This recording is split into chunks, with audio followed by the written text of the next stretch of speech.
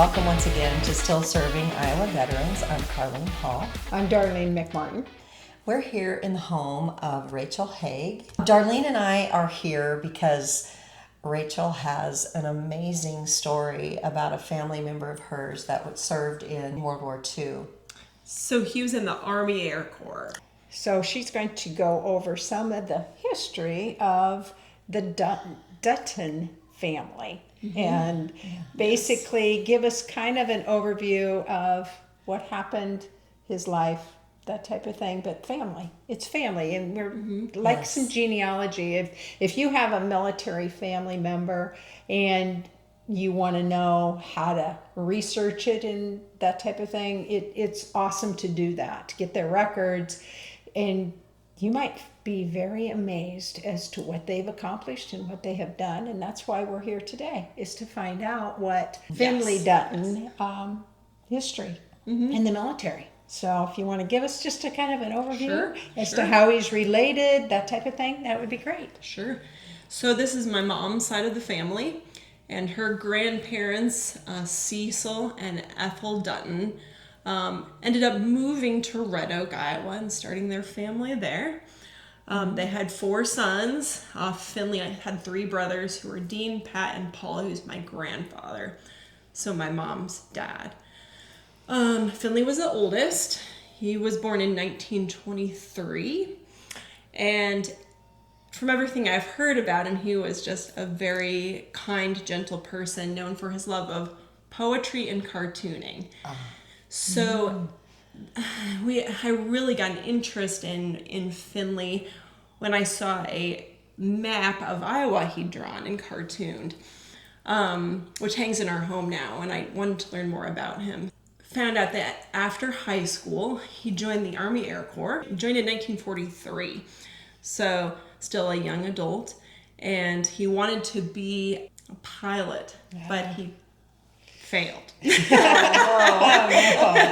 And apparently he wrote a letter to my grandfather, stained with his tears, that he failed pilot training, so he ended up being a navigator instead. Well, he was still on a plane. That was awesome. Yes. Exactly.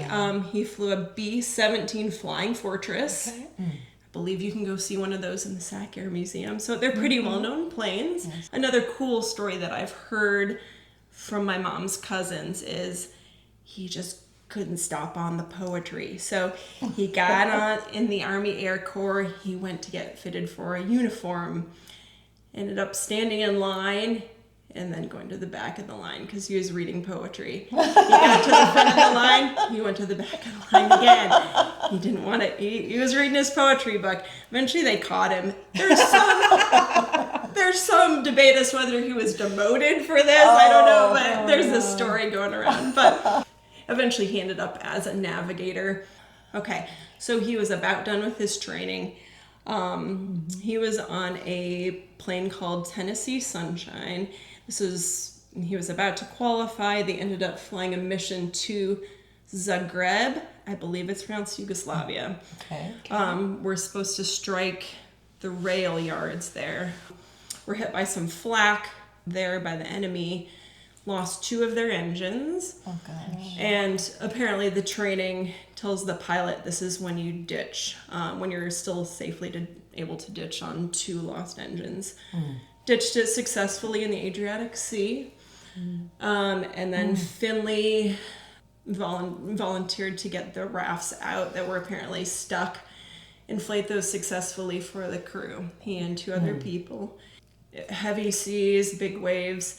And he and 2 of the other people were lost helping their crew members successfully get into the raft. So, Oh, gosh. so he was lost at sea, gave his life, and just within the last year, we've uncovered some photos of his plane at the bottom of the sea, which is incredible, Wow, and they're since World on War the II. internet. So it's amazing, but Yes. I would have liked to know him, and we named our youngest son Finley after him. So You were talking about his love for poetry and love for art and the history of that.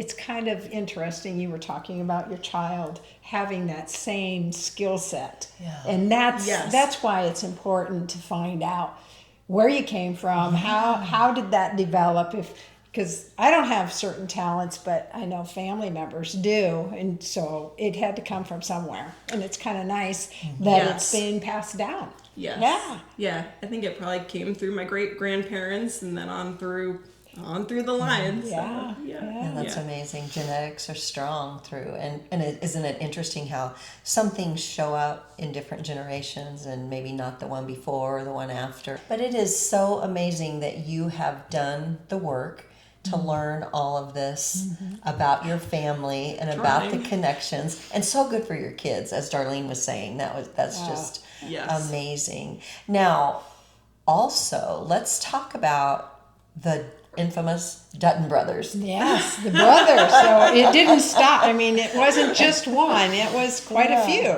Yeah, so Yeah. as I mentioned before, he was one of four. Finley was. Then, Dean, Pat, and my grandpa Paul. And apparently, my grandpa was the leader of the Dutton gang in Red Oak. I don't really know more than that, but Maybe not to be confused with The current day Duttons. the current Duttons. There's not a Beth in your family, is there? not that I have heard of. But they're roaming around, so I don't know. Okay, so there's The four brothers. Finley and say their names again. So they went by Dean and Pat. Which Okay. That's not their given names, but Dean, Pat, and then Paul. Yes. Okay. And they were all in the military, actually, different Okay. branches, but Army, Air Corps, Air Force, Navy. So they spread it around. But Yeah, they very all nice. volunteered their time during World War II. That was pretty normal for that era. Is for military families to go into the military together. Nowadays, if you have two or three, they used to say if you're the only son, you can't go. But that wasn't the case back then. And coming from Southwest Iowa, Iowa has a very strong history of military and large percentage. large percentage of Pretty large percentage of veterans. A lot of the counties here skew a little bit higher, like 10, 11, 12, some 13% veteran population, Right. whereas the national average is about 9%. 9%. So, Yeah. Really? yeah. Yeah. I didn't know that. So Iowa That's has cool. a good population of military service and history. My great grandfather, their father, was in World War I. So Oh. yeah. Okay. Yeah.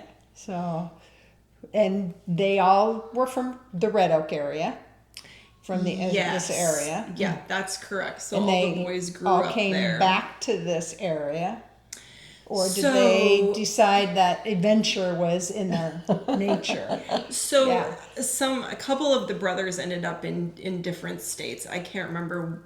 They went different places, but my grandfather ended up in Omaha. Okay. And then my mom stayed there and just always had a love for Red Oak, though, I think. So those are her best childhood years, she said. Yeah. It's still a very charming town. I agree. Yeah. Back to Finley. So they never found his remains. That's correct.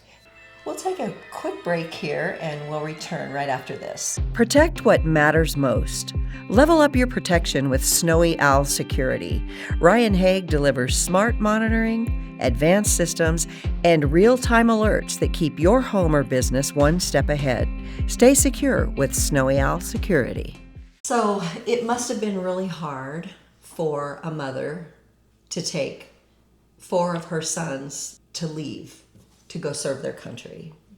How did that look? Well, I've heard a story about my great grandmother Ethel, and this was regarding Finley in particular. But I've heard she kind of had a feeling. She went to Lincoln to the train station to drop him off, saw him for the last time, and she felt, I'm not going to see him again, which is incredible. And my mom and her cousins, I think my mom grew up around Finley's mother, and she said she didn't talk about him all that much. He would come up occasionally, but I think it sounds like it was really, really painful. And we do have a copy of the notice they got. The casualty report. Yes, it was soon after he was lost at sea, and the eyewitness reports of him being washed away and just gradually over the waves. Whole story. Oh, my goodness. So pretty incredible. Yeah. And then with 3 other children in the military at that same time. Yes. Her heart had to be just so tight and so concerned for those children, for her other sons. Exactly. Yeah. The sacrifice during that time was incredible. Yes. Even to this day, I think it's important for us to teach our children about that sacrifice. I think sometimes it gets diluted. We forget that back then it was a letter. Yes. That's who knows? That might have been 6 months after they left. A knock on the door. Yeah. I mean, it wasn't like it is today, which I think it's helped a lot or hurt because there's contact. You're always on guard or the phone or whatever, and you can get that information right this second. But back then, it was days. You get a telegraph. My grandmother received a telegraph when her brother was killed in action. It's a different world, and how we acclimated back then was totally different. I mean, a phone call once in a great while when you were in as Korea, World War II, Korea, Vietnam, even Vietnam, it was letters, and they really appreciated the letters, and mail call was so important. Right. And the getting that information quickly is good, but back then it wasn't. Yeah, They and just accepted it. Yeah, I know people who are on active duty now who actually are able to FaceTime with their families. All the Yes. time. You know, which is wonderful that they can keep that connection. But like you were saying, Darlene, back then you don't know what's going on. No. They're in other countries, in other places, and you just wait with bated breath for that mail to come on the home front. But them too, being so out there, so separated from who they are, their connection with their family, and like you said, just living for mail call. Yeah. You know, Totally different. Can imagine. And a mom with 4 sons off, and they're in the military, and it's so every day she had to be like, where are they? What are they doing? Are they safe? I mean, he was 22 years old when he was killed. Yeah. I mean, you're just starting your life at that age. But he knew what he wanted to do. He knew that's what his calling was, and apparently his siblings were the same way. They all did what they needed to do during World War II, and you have a whole family history of military service as well. It was just, it's a good feeling to be that dedicated. And then Rachel, your mom has written a book, and so Yes. we're gonna call her out. She didn't feel like she was ready to be on camera today. So Elizabeth Dutton Fluehr has written this book called Childhood Memories of Red Oak, and here there's a picture of her here. And this book has stories of what her childhood was like, and all of these stories of the Duttons, and this is amazing. I hope that she'll agree to talk to us in the near future. Yes. So Fluehr, is that German? It is German. Okay. Yes. Yes. Yes. It's not French. right. Yeah, we spell it differently. Yes. Yes. So we'll go back to the other siblings, the 3 brothers. So give us a little on each one of them, if you have some information on your uncles then. So, they would be my great uncles. Yes. So, Up here, I don't have it stored all the different places they ended up, but they both, the other three brothers survived the war, of course, ended up getting married, all of them, and having their own kids. So, my mom's cousins. But I just recalled kind of a neat story of them growing up together in Red Oak. So their mother was pretty tough cookie from what I've heard, a really neat person, raising sons during the Depression era in Red Oak. She was very resourceful, as I think many people had to be then. So she would patch up the clothes and they'd get handed down, and apparently she made a swimsuit out of some stockings. Oh, my goodness. And then there was a single pair of roller skates that were beloved by those four brothers. And so my goodness. Finley probably started with them, and then each brother waited until the roller skates would fit him down the line. Oh So my! I wonder where the skates are now. go on. But What a cool connection! yeah. So, but lots of stories in my mom's book, and then my mom's cousins, who none of them live in Iowa now, but that I know of, but they have more knowledge of the Dutton family and more stories that they know of. So. Yeah. Well, I think it's interesting to make sure you get that history. And if you're interested in getting some of these records or whatever, you can do a standard form 180 and send down to St. Louis to get the records. If you're a family member, you can get their whole history. Some of them were destroyed, but send for it anyway. They'll notify you. They have finding pieces. They had the fire down in St. Louis years ago, and so some of those histories has been gone. So having that genealogy and having that, it's just interesting to me. My mom passed it down to a lot of us in my family, and having photos and having you have on your wall the medals that Finley had received or earned in his short period of time in the military, and that's a great thing to have to show your children how proud you were of his short period of time in the military. Yes. I think also the one that stands out the most to me is the Purple Heart, because it would have been issued posthumously in this case. The fact that he was so highly honored by the military, the Department of Defense, for his service, and that the family, although the loss was a devastation, there is something comforting about knowing that your loved one's life wasn't lost in vain.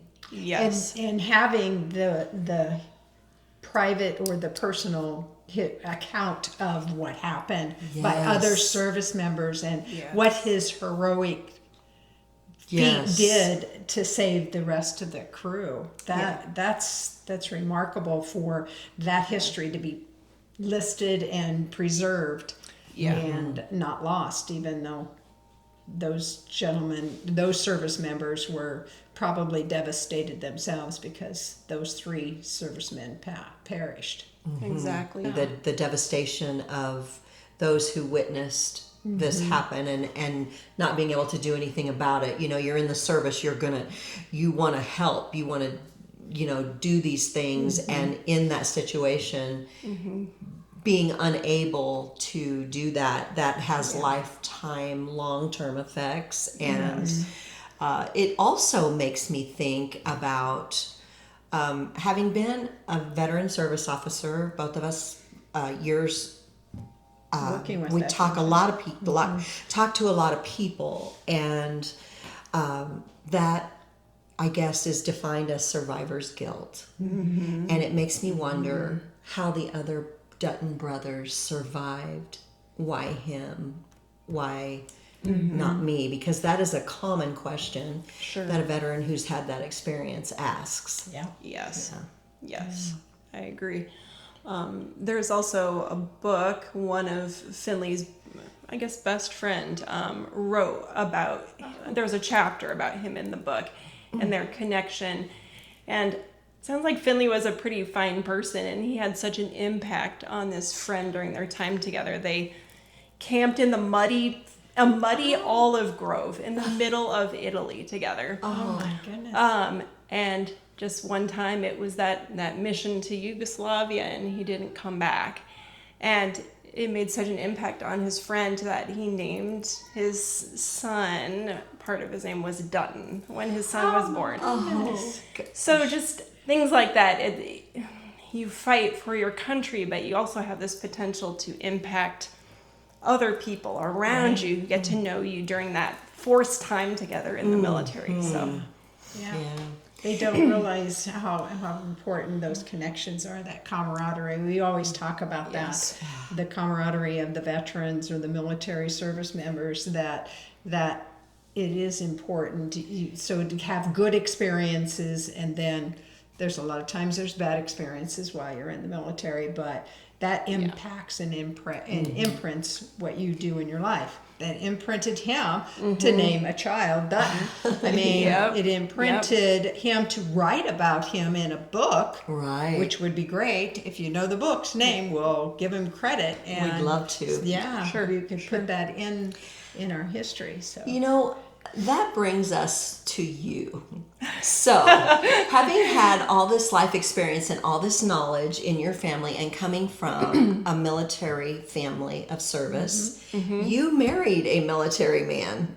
Was I did. he in the military when you met him? yes. Okay. And we just started. We're just speaking get of started. Okay. Ryan Haag, who has Snowy Owl Security, and disclosing that Rachel is Ryan's wife. And we're so thankful that you invited us in to talk about your family, Rachel. It's just such a rich history. It is. But I want to get back to you and Ryan and how that worked for you individually, how you met and how you were attracted to that, not only his experience but his personality. And I just think it's so interesting because Darlene is a veteran and is also married to a veteran. Realize that. Yes. Okay. So you've been there. not traveled like you have, but yeah, kind of. But yeah, but so he was stationed where when you met then? In Norfolk, Virginia, not Norfolk, Yeah. Nebraska, Norfolk, Virginia. So on a submarine, and we met on eHarmony. Back when it was new and strange. So, Okay. But I was finishing at UNL, and he had just entered the service. So he flew me out to meet him. It went well. Wow. So just had a good connection. And at that time, I didn't know what being a military spouse was at all, because I was not a military brat. Ryan was. Yeah. Okay. But I grew up in one place in Omaha, and I thought, oh, okay, I can do this. Yeah. And so many years later, and so many travels later. The adventure began. Yeah. So where all have you been stationed? Virginia to San Diego, Okay. back to Virginia, Okay. Georgia, Hawaii. Hawaii was the farthest we went. Oh, wow. Connecticut, and back to Virginia. So. Okay. Yeah, very nice. And then, so Rachel, how did you and Ryan end up here in rural Glenwood, Iowa? That's a very good question. My sweet personality convinced Ryan to come back. Especially since he was from Virginia. I mean, it's like, okay, I'm going to come to the Midwest and freeze my tushy off in the wintertime. And So Ryan's family is now actually in Michigan, so not too far away. but- Colder even, nice. yes. Yeah. Okay. So we did all this traveling, had some great experiences for our kids too, but my heart has just always loved it here. And sounds kind of mushy, but it's true. Oh. I've always missed it, and this has always felt like home. So I said, well, do you want to stay in Virginia? And Ryan said, not necessarily. So we talked about where we could go. And I said, I'd really like to go back home. And Ryan really wanted some land. So there's some beautiful land here. Oh my goodness. Yes, our rolling hills are awesome. Yes, your home Iowa. sits here on this hill that the view is just stunning. It is. It is. So you've been here since November. You've been back. Yes. So retirement for him is a new transition as well. Yes. After being in the military for that many years, and Yes. it's a retirement there and off to a new adventure. So eventually we'll be discussing some groups and stuff of how that transition from the military life to civilian life impacts that veteran and how things work. And so maybe that might be something we can talk to Ryan about sometime. Yeah, How that that'd be worked. Big change. So It's a big Rachel, change, the yeah. interesting thing is, and I know you told me you initially struggled with the decision, but you homeschool 5 children. Is that So right? I'm homeschooling 3 right now. 3. Yes. Okay, so you have Okay. 2 that have graduated? So one is in high school in Glenwood. Oh, okay. He's a different personality type. Okay, So being okay. at home was not a good fit. Okay. And then one of mine's in nursing school. Oh, okay, yeah. So you have 3 children at home, homeschooling, and how did that come about? I know you said to me before, I wasn't down with that to start with. I was terrified. So, as COVID changed many things, our kids were schooling from home, terrible. Went back to school, things were just a mess. The teachers just said, oh, this environment has changed, and the kids were crazy, and kids were throwing chairs and just... Oh my. Yeah. Our daughter, who I'm homeschooling now, is a very calm personality, and we discussed it. I wasn't happy what was going on in our schools in Virginia, and we kind of started talking about homeschooling, and Rosalind just came home at the end of that year and said, I want to start now. Oh. So I thought, okay, gonna do this. Get the books out, Mom. It's time to learn. Yeah.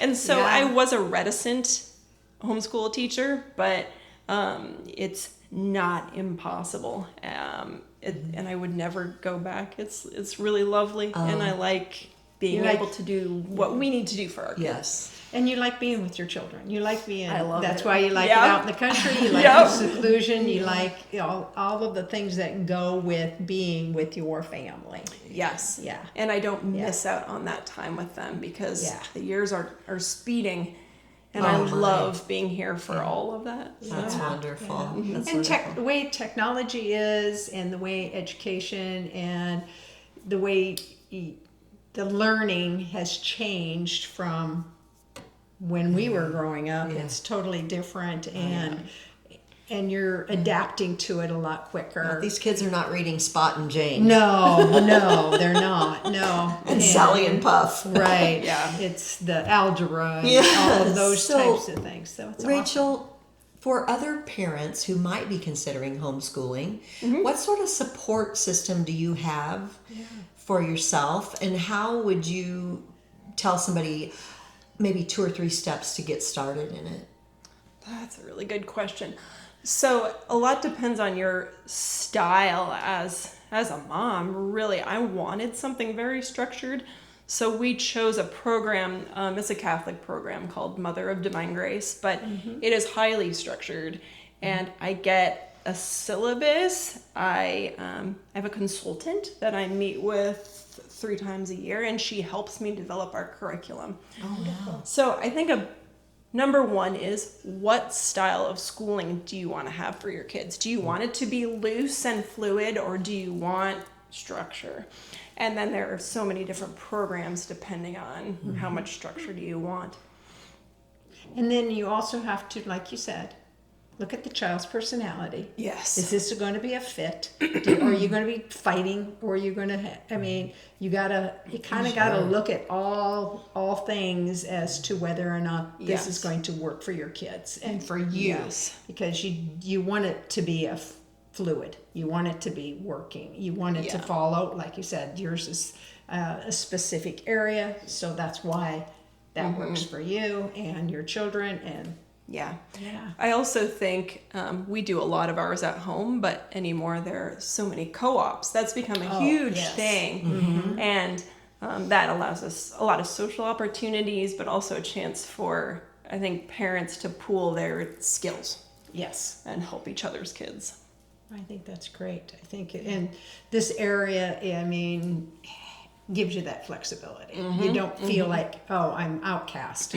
There's a lot of families that are going that route. That's right. Yeah. And like you said, you've got one in a school, you've got one in college now, you've got all levels to have to deal with, and you're doing a very good job at it. Thank you. A wonderful job at it.